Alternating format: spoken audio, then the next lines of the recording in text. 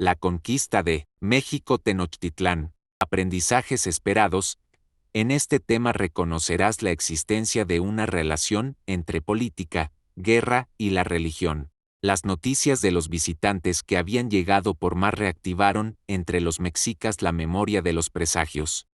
Los creyentes recordaron el paso de un cometa, un rayo que cayó en el templo de Xiuhtecutli, un inexplicable incendio del templo de Huitzilopochtli, extraños movimientos del agua de las lagunas, el doloroso canto de una mujer por sus hijos, entre otros, y dijeron que era anuncio del fin del imperio mexica. Otros creyeron que se trataba del regreso de Quetzalcóatl, hombre con atributos que gobernó Tula alrededor de los años 900 después de Cristo. Este era descrito como hombre blanco con barba justo con las apariencias de Hernán Cortés. Este gobernante divino dejó Tula sorpresivamente y se embarcó hacia el oriente prometiendo regresar. Muchos lo confundieron con Hernán Cortés.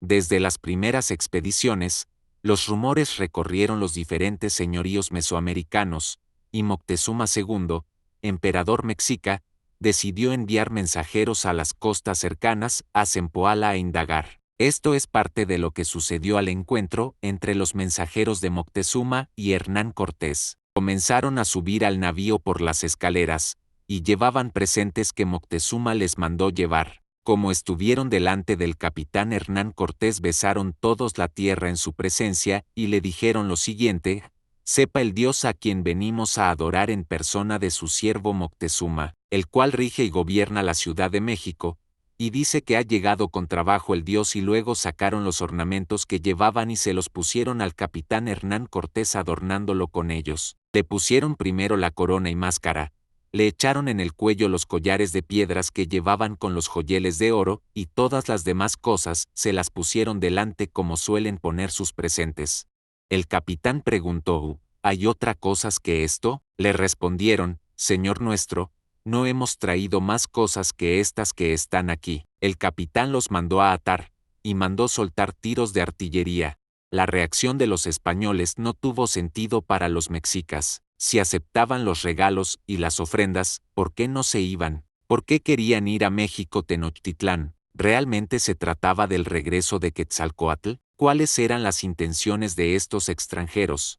El desconcierto también era visual: hombres con vestimenta extraña y dura, con armas sorprendentes, con el ruido, las chispas y el daño que causaban. Los caballos eran los animales con mayor tamaño que habían visto, y las embarcaciones, también lo más grande.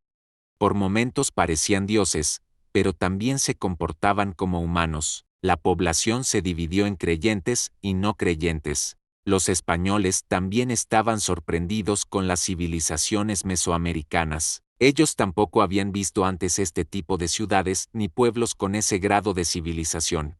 Tampoco comprendían de dónde venían estos seres humanos. De hecho, desde que América se descubrió, la Iglesia Católica se dio a la tarea de indagar en los textos bíblicos la procedencia de estas personas, y, al no encontrar una explicación, se impusieron la tarea de evangelizarlos.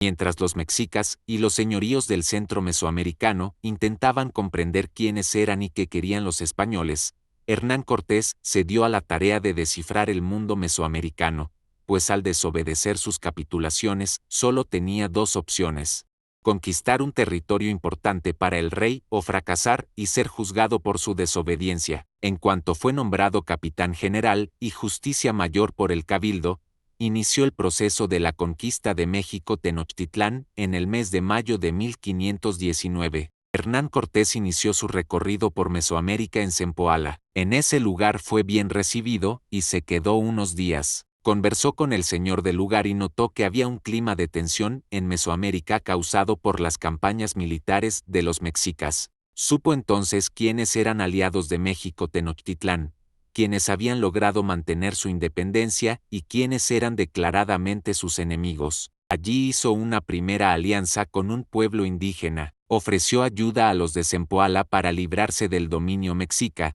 a cambio de que ellos aceptaran ser súbditos de la corona española y reconocieran al Dios católico. Al siguiente lugar que llegó Hernán Cortés fue el señorío de Tlaxcala.